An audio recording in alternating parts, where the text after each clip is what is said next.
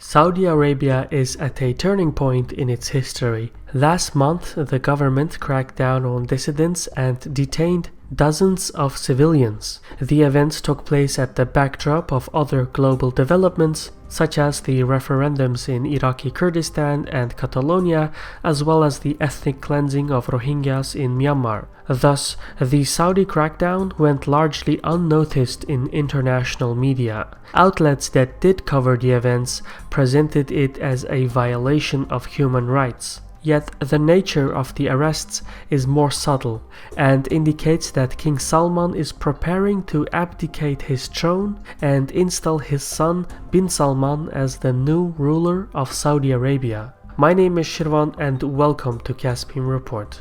In mid-September 2017, Saudi security forces detained at least 30 civilians, including clerics, activists, academics, and businessmen. It was the biggest crackdown in the Saudi kingdom since the Arab Spring in 2011. The arrests were made briefly after an exiled opposition figure urged Saudi citizens to rise up and demonstrate against the government. The call did not attract much support, and national security forces mobilized throughout the kingdom, arresting dozens of dissidents. Among the arrested was Sheikh al-Ouda, a popular cleric who has more than 14 million followers on Twitter. Among the other detainees are al-Hasan and al-Zamil. The former is a well-known professor at the King Fahd University, while the latter is an entrepreneur from a well-connected family. The only thing the detainees have in common is their opposition to Crown Prince bin Salman.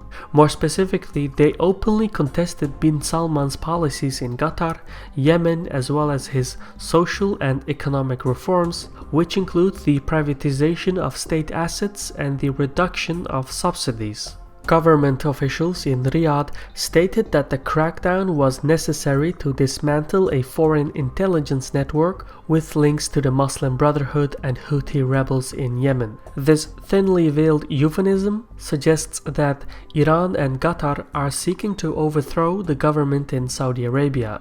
In truth, however, the crackdown is a preemptive consolidation of power ahead of King Salman's abdication and the ascent of Crown Prince bin Salman to the throne. The fact of the matter is that King Salman is 81 years, and although the state of his health is confidential, he uses a cane and suffered a stroke. It is also widely believed that he suffers from pre-dementia, yet despite his condition, the king has had a busy year. Thus far, he traveled to Indonesia, Malaysia, China, and Japan. He also attended the Arab Summit in Jordan and hosted President Trump and 50 other Muslim leaders in Saudi Arabia.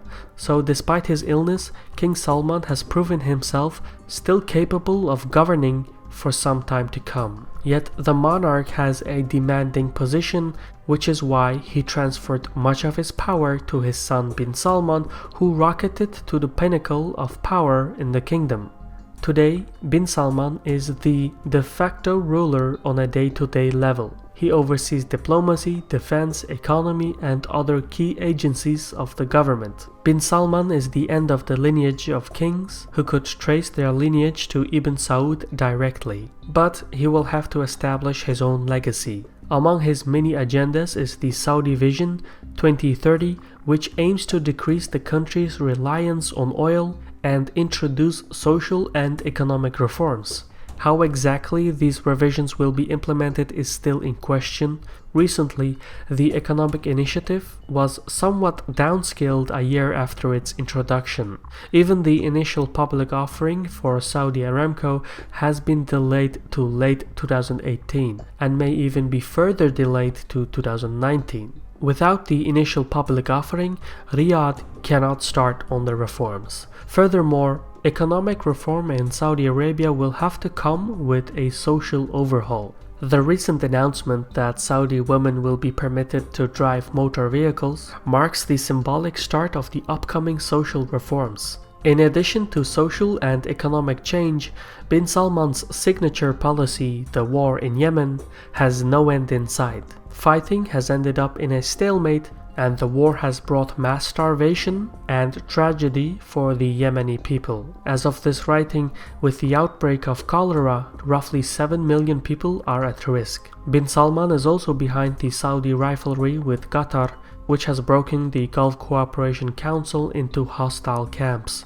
He also recently refined many of the government ministries and centralized the intelligence agencies under his control. Plus, there are also concerns that when Bin Salman takes the throne, he could separate the titles of king and custodian of the two holy mosques, which are intertwined. Saudi monarchs have used the latter title since the 1980s, and it signalizes the kingdom's legitimacy in the Islamic world. Separating the title king from the custodian of the two holy mosques would formally acknowledge Bin Salman as a secular leader rather than a spiritual figure. In a land of traditions, this is a significant change. Much of Bin Salman's economic and political reforms have come at the expense of many powerful princes and the religious establishment. So even though he has had a significant influence on the domestic and foreign affairs of Saudi Arabia, his policies, however, have been met with mixed opinions. As such, there is significant opposition against Bin Salman at a time when the kingdom is in midst of political and economic uncertainty.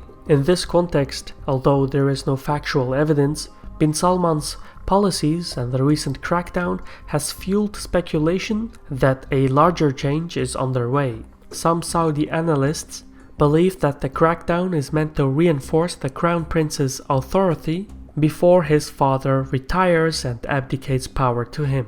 This approach makes sense. The sons of the former Saudi kings all lost their power and influence after the death of their fathers. For instance, the sons of the previous monarch, King Abdullah, lost much of their positions and were assigned to lower functions after their father had passed. The current monarch, King Salman, would seek to avoid such a fate for his son. Once again, there is no evidence for this development, but it would be of King Salman's interest to abdicate and install his son as the new king while he is still alive to guarantee that his offspring would not be marginalized.